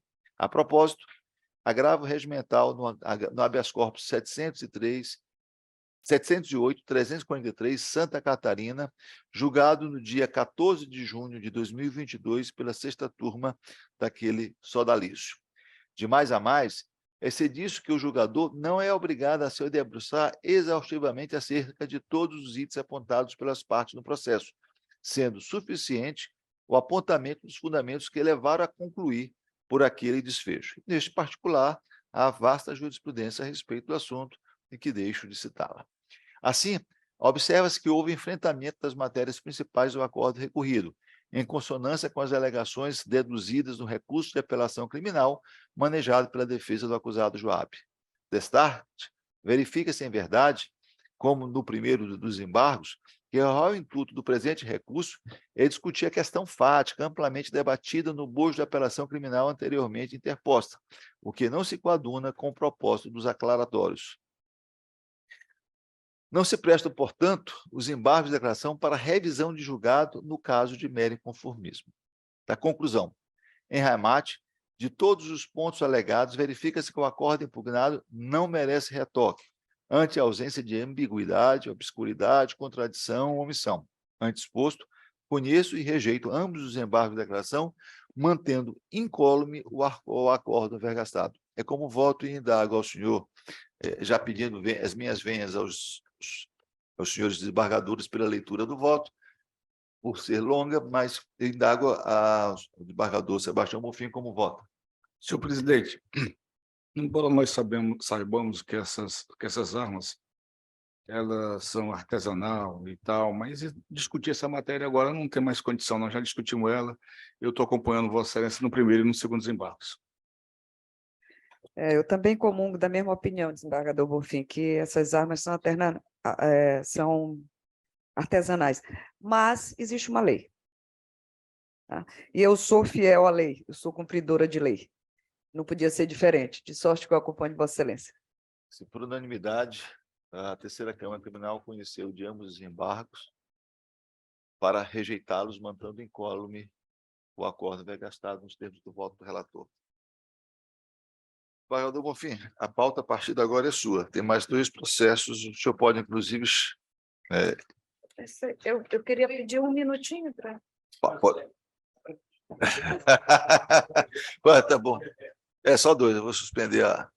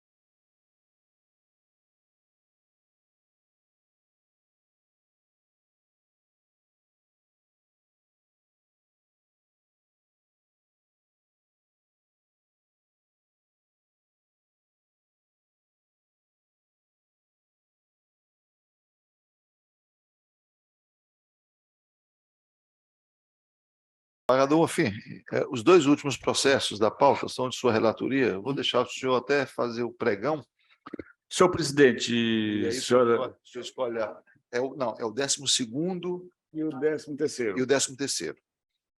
Senhor presidente, desembargador O Gervásio, oitavo é seu, da pauta. Tá bom. Senhora desembargadora doutora Maria Luísa, procuradora de Justiça, chama o julgamento habeas corpus 081-2105, dígito 20, 2023.8.1000, de processo de origem da segunda vara da comarca de Grajaú, em que é paciente Felipe Gomes de Melo e impetrante Admiel Gomes Neto, advogado OAB 66311, da minha relatoria.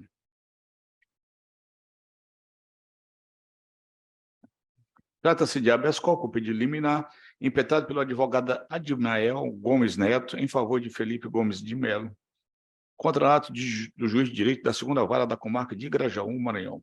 Extrai-se dos autos de origem que fora decretada a prisão preventiva em seu favor do paciente, consoante representação policial em 30/10/2021, no bojo do processo 0803-041, dígito 40/2021, com cumprimento no dia 1º de janeiro de 2022, pela suposta prática do crime de latrocínio tentado, artigo 157, parágrafo 3º, combinado com o artigo 14, com fundamento na garantia da ordem pública e aplicação da lei penal.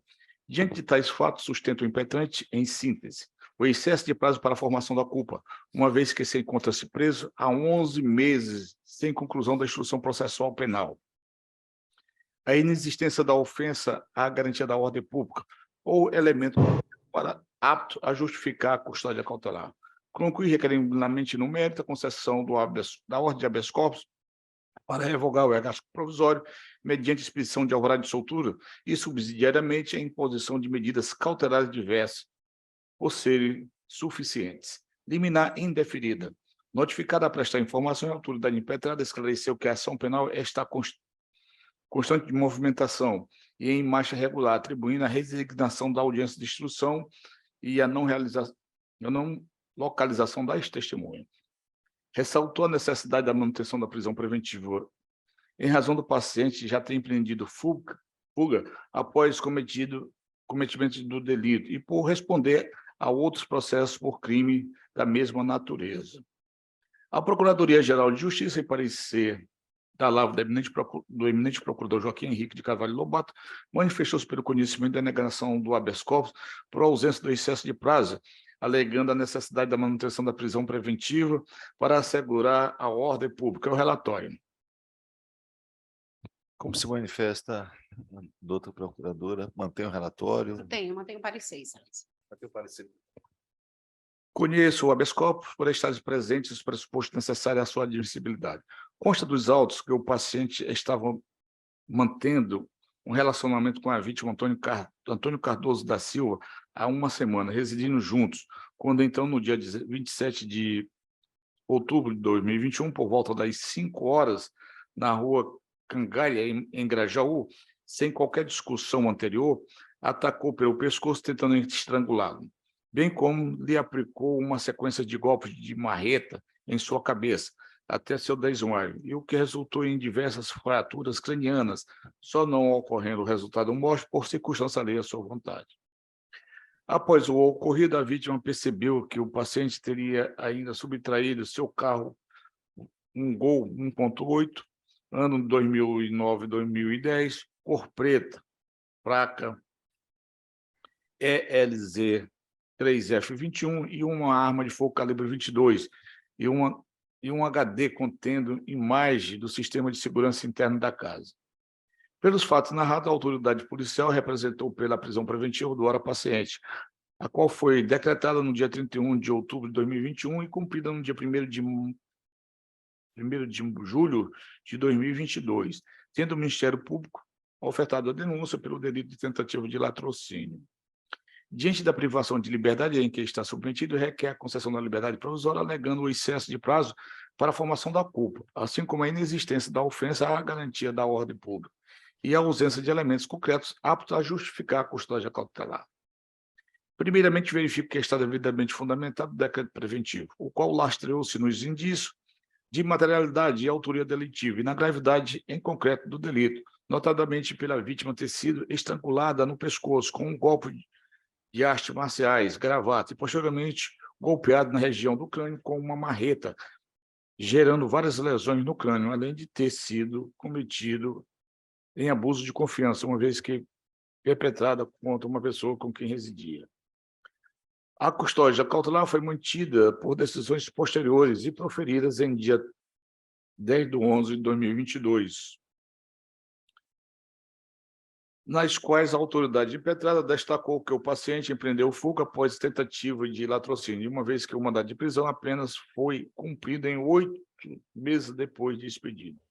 Nessa esteira, registra-se que a fuga do distrito da culpa é fundamento válido à segregação cautelar, a fim de assegurar a aplicação da lei penal consoante firme orientação do Superior Tribunal de Justiça. Deste modo, tem-se como justificativo o decreto prisional pelo preenchimento de todos os requisitos do artigo 302 do Código de Processo Penal, quais seja crime com pena privativa de liberdade superior a 4 anos, prova da materialidade de indício suficiente de autoria, evidenciado pelos depoimentos testemunhais, exame de lesão corporal, fotos, tomografia e interrogatório do réu, necessidade da garantia da ordem pública diante da gravidade em concreto do delito e da aplicação da lei penal, por ter o réu evadido-se do distrito da culpa, impossibilitando de aplicação de outras medidas cautelares. Acerca da insurgência do impetrante em relação ao suposto excesso de prazo para a formação da culpa, ponto central do presente HVC, não se viu uma demonstração clara de ilicitude, uma vez que, conforme entendimento consolidado nas cortes superiores, a mera extrapolação da soma aritmética nos prazos abstrata prevista na lei processal não se caracteriza automaticamente, devendo ser observadas as peculiaridades do caso concreto à luz do princípio da razoabilidade. Na espécie, observando a cronologia dos atos processuais, tem que os fatos delituosos se deram no dia 27 de outubro de 2021, quando a decretação da prisão preventiva no dia 31/10/2021 e cumprido somente em 1º de julho de 2022. Em seguida, a denúncia foi oferecida no dia 25 de julho de 2022 e protocolado pedido de relaxamento de prisão preventiva pelo advogado do paciente no dia 7/11/2022. No dia 24/11, a autoridade impetrada despachou dando vista dos autos ao Ministério Público para que se manifestasse acerca do pedido da defesa, o que foi cumprido no dia 14/12/2022. Posteriormente, em 17 de janeiro de 2023, a denúncia foi recebida, sendo indeferido o pedido de relaxamento de prisão preventiva. No dia seguinte, foi oferecida resposta à acusação. Ato contínuo, no dia 6 de fevereiro de 2023, foi proferida decisão que manteve o recebimento da denúncia e designou a audiência de instrução de julgamento para o dia 23 de março, que não foi realizada em razão da ausência das testemunhas rolada pela acusação, as quais não foram encontradas nos endereços informados na peça acusatória. Diante da manifestação ministerial confirmando tais endereços, a audiência fora redesignada para o dia seguinte, dia 29 de março, não tendo sido, contudo, realizado em razão dos mesmos motivos, de modo que o Ministério Público manifestou pela concessão da liberdade provisória do réu, acumulando com medidas cautelares diversas em 12 de abril de 2023. Em 24 de maio de 2023, o juiz a qual manteve a prisão preventiva e intimou para que informasse o endereço completo e atualizado da testemunha, a fim de que seja designada a audiência de instrução de julgamento. Pois bem, percebe-se que não há morosidade na parte da autoridade judiciária, estando a marcha processual adequadas às peculiaridades do caso, não se mantendo inerte durante o decorrer da ação penal e realizado todos os devidos atos processuais em tempo razoável para a adequação da persecução penal, devendo levar-se em consideração as dificuldades em cumprimento do mandado de prisão preventivo e a não localização das testemunhas nos endereços inicialmente informados. Assim, ainda que não tenha sido designada nova data de audiência de instrução e julgamento até a presente data, verifico que no dia 19 de junho de 2023, o Ministério Público informou o endereço atualizado da testemunha, o que nos leva a crer que a instrução processual está na iminência de ser concluída, sem prejuízo de que, em caso de demora demasiada, possa ocorrer da reavaliação da prisão preventiva. Assim, Como já relatado o magistrado singular, tem realizado a revisão periódica da necessidade da manutenção da prisão preventiva do paciente de forma devidamente fundamentada. Nesse sentido, nota-se diversamente de que alega o impetrante não há ilegalidade na manutenção do egasto cautelar, devendo ser consideradas as peculiaridades de cada caso, conforme vem decidindo esta terceira Câmara. E aqui eu cito algumas jurisprudências da nossa Câmara. Por fim, resiste que a manifestação ministerial pela concessão da liberdade processual do paciente, acumulada com as medidas cautelares do artigo 3º, não impõe a determinação do magistrado pela cautelar máxima, a não ser se trata de atuação de ofício, consoante o entendimento da 6ª Turma do Superior Tribunal de Justiça. E aqui, junto a algum julgado nesse sentido. Desse modo, irretocável a decisão que manteve a prisão preventiva do paciente, tendo a autoridade impetrada com base em elementos concretos demonstrar a necessidade de garantir a ordem pública, restando assim completamente inviável a soltura pretendida ou mesmo na substituição da custódia por medidas cautelares diversas da prisão, sem prejuízo de que, em caso de efetivo atraso processual, seja reavaliado o excesso de prazo. Ante o exposto, de acordo com o parecer da Procuradoria-Geral de Justiça, conheço e denego a ordem. No entanto, de ofício, determino que seja oficiado o juiz ou a COR para que determine a intimação da testemunha consoante o endereço completo, atualizado e informado pelo órgão ministerial e designa a audiência de instrução e julgamento do feito em observância ao princípio da celeridade processual. É como voto, senhor presidente, e aqui dizendo também que ele já tem outras passagens por crimes semelhantes e foi morar com esse rapaz e deu uma martelada na cabeça dele para levar o carro, entendeu? Escapou por sorte. Como vota a desembargadora Sônia Amaral? Eu acompanho integralmente o relator. Eu vou pedir venha ao relator, mas vou divergir e explico por quê. Sem dúvida nenhuma. O crime a que está sendo imputado é um crime absolutamente grave. Ele convivia com a vítima e, aproveitando-se dessa proximidade, ele não só atentou contra a vida da vítima para justamente facilitar a subtração dos bens.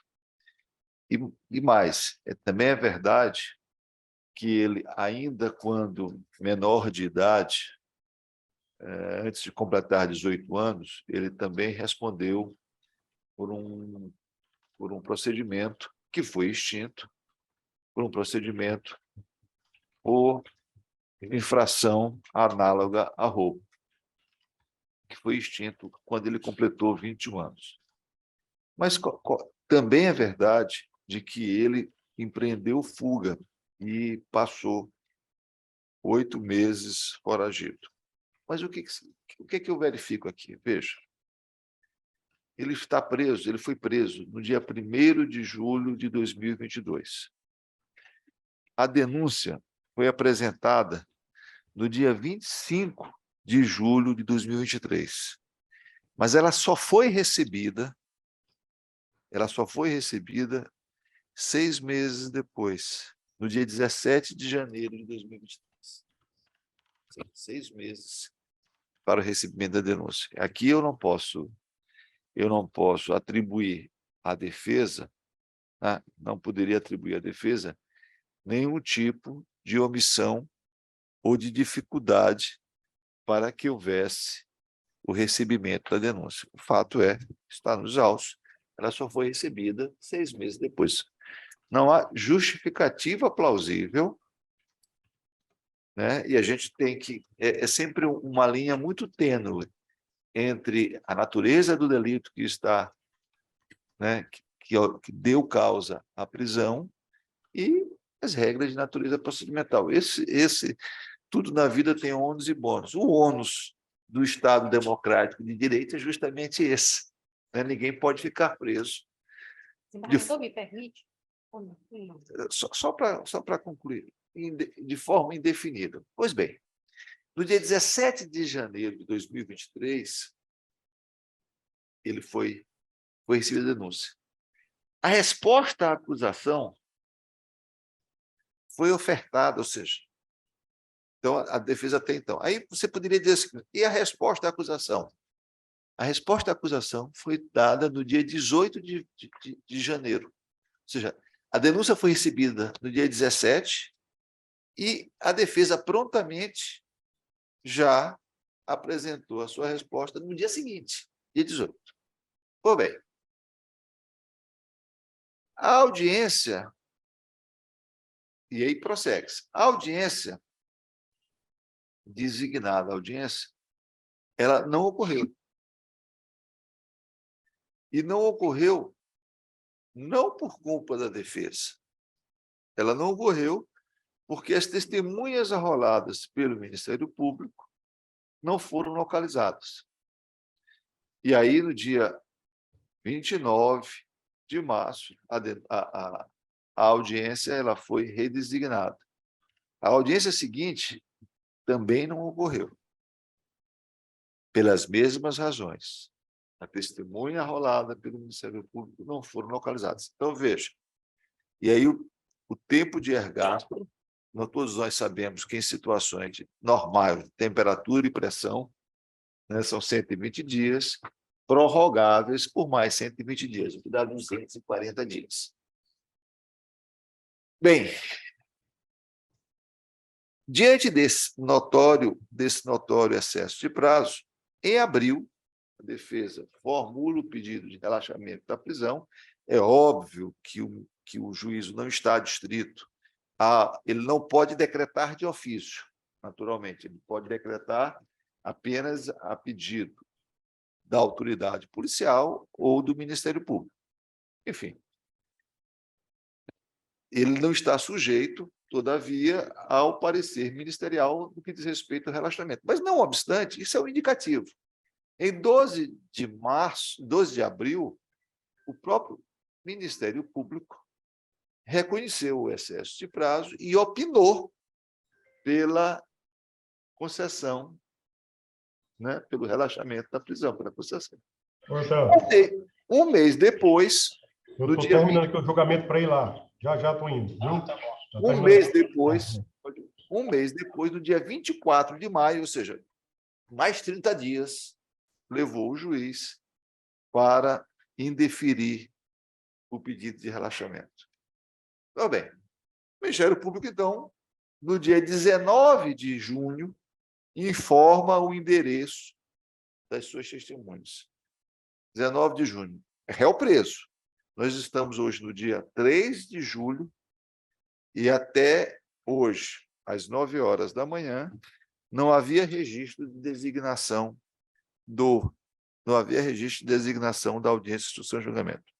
Então, me parece, né, e aqui, sem desconsiderar a natureza do delito, sem desconsiderar o fato de que houve uma fuga no espaço logo após o delito, embora tenha sido posteriormente preso, sem considerar nada disso.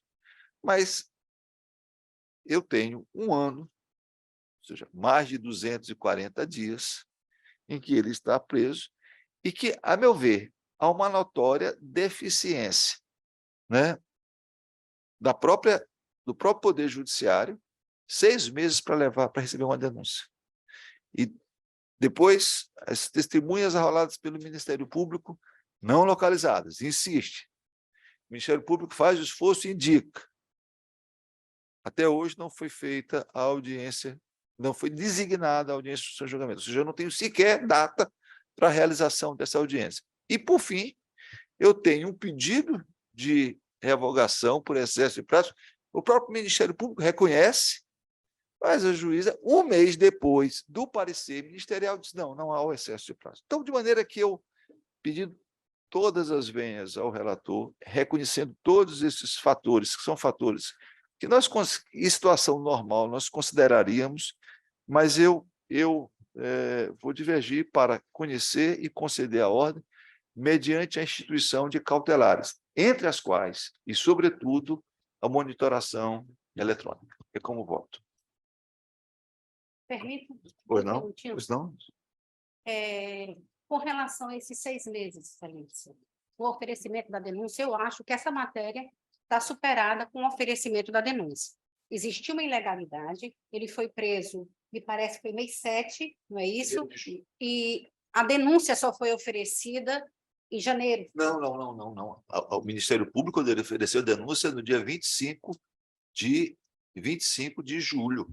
O recebimento que foi em janeiro. O recebimento, o Ministério Público ofereceu a denúncia de forma tempestiva. O juiz é que não deixou. Mesmo assim, com o recebimento da denúncia, resta superada qualquer ilegalidade. O juiz recebeu. Agora, o prazo começa a contar a partir daí, janeiro. E pela gravidade do crime, pela forma como aconteceu, e essa questão de você analisar a proporcionalidade também, não é assim um critério matemático que a gente deve analisar, eu acho que Perfeito. deve se manter a prisão, até porque o Ministério Público já ofereceu o endereço das testemunhas. Eu de ontem. Ofereci essa semana passada. Pois é, então Não, só está se aguardando agora Eu não tenho... a designação, Pois não. para que haja essa audiência de instrução e julgamento. Eu não tenho dificuldade de curvar a maioria, não. Pelo contrário, eu acho que no dia no dia que nós aqui concordarmos sempre, nossos empregos estarão em grande perigo, né? Então, assim, tomara que seja sempre assim, que a gente tenha essa discordância, né? Então, por maioria e de acordo com o parecer do Ministério Público, a terceira Câmara Criminal conheceu e concedeu a ordem nos termos do voto do relator, vencido o desembargador Gervásio Santos. Denegou a ordem. Vencido o desembargador Gervásio Santos, que votava pela concessão mediante medidas cautelares. Eu vou preparar o voto. Desembargador Bonfim, você pode prosseguir. Obrigado, senhor presidente. Desembargador Gervásio, desembargadora Sônia Amaral, senhora procuradora de Justiça, doutora Maria Luísa, chama a julgamento o habeas corpus de número 081-2540, dígito 91/2023. Paciente Edmilson Matos Lopes, impetrado, juiz plantonista da comarca de Bacabal, da minha relatoria. Senhor presidente, eu estou concedendo a ordem para esse paciente. O paciente foi preso em flagrante no dia 6 de junho de 2023, com a convenção nesse aniversário. Pois é, no dia 6/6, com a convenção da prisão preventiva no dia 7. Pela prática, em tese, do crime tipificado no artigo 155 do Código Penal, furto simples de um aparelho celular Nokia, sob o fundamento de garantir a ordem pública e a ocorrência dos crimes contra o patrimônio. Defende o impetrante, em síntese, que o decreto prisional não preencheu os requisitos do artigo 313 do Código de Processo Penal e é imprescindível para a determinação da referida medida, e que a pena máxima do delito de furto simples, supostamente praticado pelo paciente, não é superior a 4 anos. O paciente não ostenta condenação por outro crime doloso, como sentença transitada em julgada. O crime inteiro não envolveu violência doméstica e familiar. Não há dúvida quanto à identidade civil do paciente. A ordem foi concedida no plantão, a liminar pelo ilustre juiz desembargador plantonista, desembargador Vieira. Prisão incompatível com o furto, aplicação da pena de ofensiva do princípio da honorabilidade e tal. Tendo em vista que o paciente possui registro de prática de outros delitos patrimoniais, minha atenção aos princípios da adequação da necessidade prevista no artigo 222, resta conveniente a substituição da prisão preventiva por medidas cautelares da prisão. Ele responde mais 2 ou 3 processos, sempre por furto simples. Vai dia à noite e tal. E nessa lá a juíza decretou a prisão, o desembargador Vieira concedeu a liminar e eu estou acompanhando, ratificando a liminar. Houve um equívoco aqui do colega. Você não pode... Houve um equívoco do colega. A manifestação dele foi pela prejudicialidade da ordem, porque ele entendeu que o desembargador relator havia concedido a liminar e estava prejudicado. Tá? Não foi o juiz de base que revogou, certo? Então, é nesse sentido o parecer do Ministério Público reformula em banca pela concessão do habeas corpus nos termos da preliminar né, deferida. Está eliminado. Da liminar. Ok. Esse é meu voto. Como vota a desembargadora Sônia? Acompanho o relator. Eu também acompanho o relator. Então, por unanimidade, de acordo com o parecer da Procuradoria-Geral de Justiça, modificado em banca, a terceira Câmara conheceu e concedeu a ordem de habeas corpus nos termos do voto do relator. Senhores, terminamos, né? Eu declaro encerrada a instrução.